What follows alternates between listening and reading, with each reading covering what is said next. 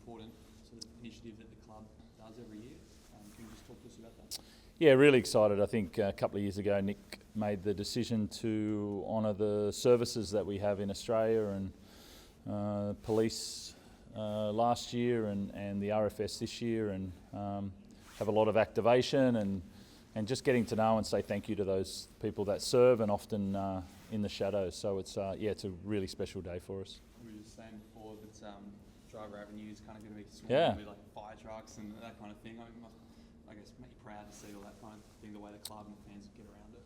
Yeah, I mean, I think they know. I mean, usually people of service, they don't do it for accolades, but it is nice when someone acknowledges it. Or I know when I was a kid, seeing a fire truck was everything when you were a kid. So I think Sunday, 4 o'clock, great day to come out and and watch the fire trucks and the police vehicles, and then obviously before the game, the helicopter coming in.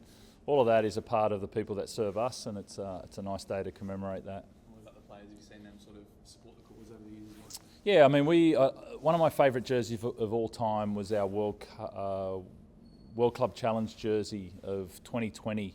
We wore the RFS. Obviously, the fires devastated in that summer of 1920, and the amount of people that went out and risked their lives and did so many great things to save nature and obviously the people that live in it. And so the RFS, we wore that on the jersey, and that was a special time for us. So there's been some connection there, but it's just a day for us to say thanks. Just in terms of that club themes, do you buy into it this week? Do you get anyone Flyers to speak to the group or anything? We haven't had anybody come in and speak to the group. We've gone through statistics on the RFS and why why they do what they do. We've also had a few of the guys speak about their experiences. Obviously, Blake Steep in the floods, speaking about his experience. And we got to wear some really nice training kit as well. So, nice tip of the cap. Origin boys? Yep. In, out? No, ready to go. Yep. Big boost, I guess, this time of year when you've lost a couple of others. Yeah, they're really they came back really well and healthy, and having that extra couple of days does really help. Really saw them for the first time today and get ready for tomorrow. What did you make of Origin? Pretty crazy game. Yeah, it was. It was great, wasn't it? It was such the will of Queensland, to the way that they got started and willed themselves to 28-6, and then and the systematic approach there of New South Wales to come back and stick at it. It showed all the fight that is Origin, and it sets up a really good game 3. Does it make you nervous when you see Spencer Leniu going at Lindsay Collins off the kick-off like that, and he sort of bounced away like a bouncy ball there? It was so good. It was so good. Like, I feel like that's honour in our game, is when if you respect someone, you go as hard as you possibly can within the rules. And to see 2 Roosters guys go at each other off the kick-off like that, and we spoke about it today. That is respect, and it is how footy should get played by 2 front rowers. It was great. On the flip side, the Cowboys won't have Ruben Cotter and Reece Robson. Yep. Yeah, that's the choice around this time, isn't it? We all make different choices at different times, players in and out, and you always respect the opposition and you always respect how you play. So most coaches will say it doesn't matter the 17, and that is the case. Around this time, it's can you get your game on? You mentioned Spencer. Obviously, there's a vision of him, Ezra. Yep. It's been a long time for, I guess, everyone to see that moment. Do you think it's great to see maturity from both players, whether it was on camera or not, just to settle it in their own way? Yeah, I just think it shows. That's who Spencer is. Spencer's pretty true to who he is and the emotions that he has, and he wants to keep working to be better, but he's really honest. If he's fired up, he'll say his piece, and when he's sorry, he'll say his piece, and I think that shows. I think that shows Spencer and exactly who he is. I think he was a bit embarrassed that it got caught on. It was the first time he had that opportunity to go and say something. He obviously offered to go up to Queensland at some point last year, and that was the right time for him to do it. And, that's why. really respect Spence and just how honest he is with how he's feeling. So it's good. Cowboys, Trent probably stinging quite a bit from that big loss to the Dolphins. Expecting a bit of a response. Yeah, look, you're always. This is the thing is we don't change our approach depending on how the opposition played the week before. You obviously study them over a period of time. You know their strengths and weaknesses, and then you try and attack them. You don't try and play the guessing game with how they're going to feel. You always prepare for someone at their best, and then you go and attack those things that you want to target. And so there's no different there. You know, it hasn't been spoken about. We just get on with our game.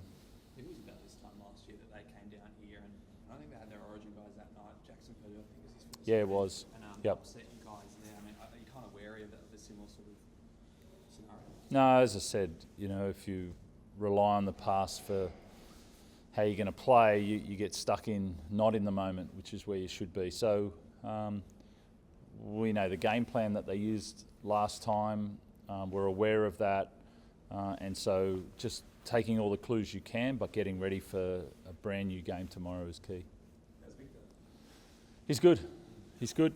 He's gone through some really good testing yesterday with some specialists, and he's on a really clear plan over the next few weeks, which is really good for him.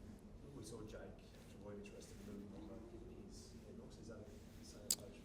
Yeah, obviously out this week. He won't play the bye the following week, and I doubt whether he'll play the following week after that either.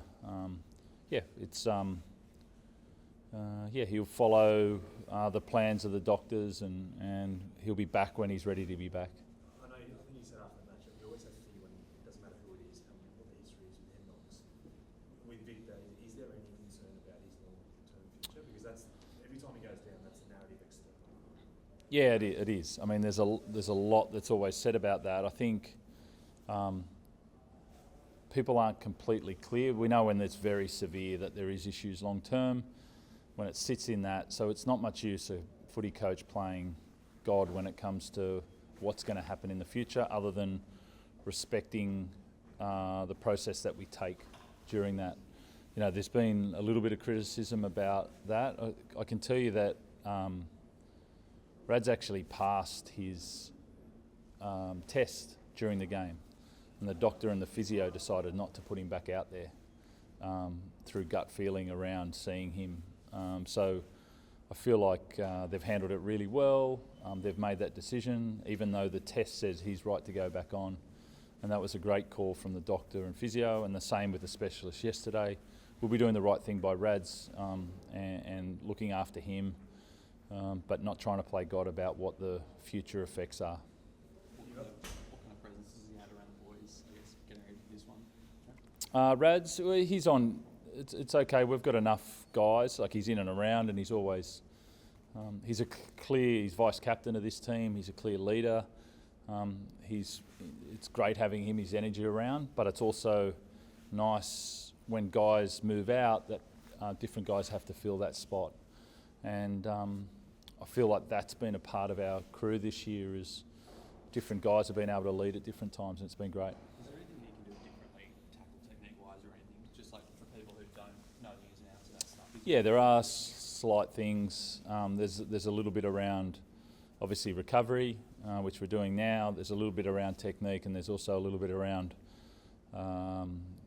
he idles very high in the intensity that he plays, higher than most other people. I think that's why we enjoy watching him, and him having the physical capacity to do that week in, week out, needs for him to be at his absolute best, because he's very, very fit. He's one of our fittest in the club, but to play the way that he does and change games the way that he does, he has to be at that state every single week. So he'll do that over the next month. You've openly stood here and spoken about Daly Cherry-Evans, and I guess the club's Yep. interest at the right time to have those discussions. The external chat is the club has gone cold on Daly because of his club form, where Manly are at, and being dropped from Queensland.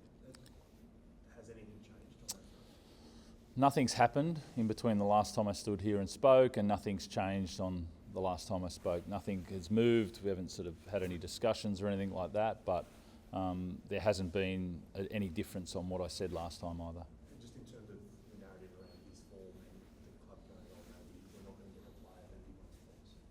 Yeah, I don't know I don't know who's making those comments, but that hasn't been a discussion for us. Do you even need him, Trent? Like you guys have Valor and Sandon both going pretty well. Sam yet to come back from injury. We know he can. Yeah, we're in a good spot.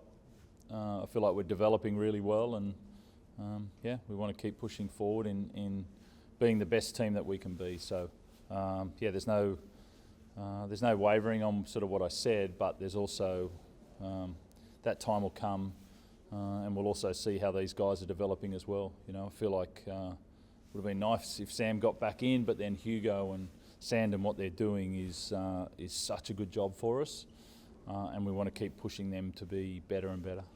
Daly said previously he wants to get it sorted post-origin, which is obviously he's not there now, but it's in 3 weeks' time. Does the club have its own timeline, because you need to sort out where you're at in terms of Sandon? Yeah. We haven't had those conversations. We had them, a couple of months ago, but we haven't had them since then. Okay, so we said he's going to wait, so we've just been getting on with our business until that time. In a real world, can you hold on to Sandon, Hugo, and Daly as the cherry on top? Yeah, this is a real world. This is we are in a real world, and we've made a clear choice on how we're playing this year and the squad that we've been developing over the last couple of years, and that's not going to change course.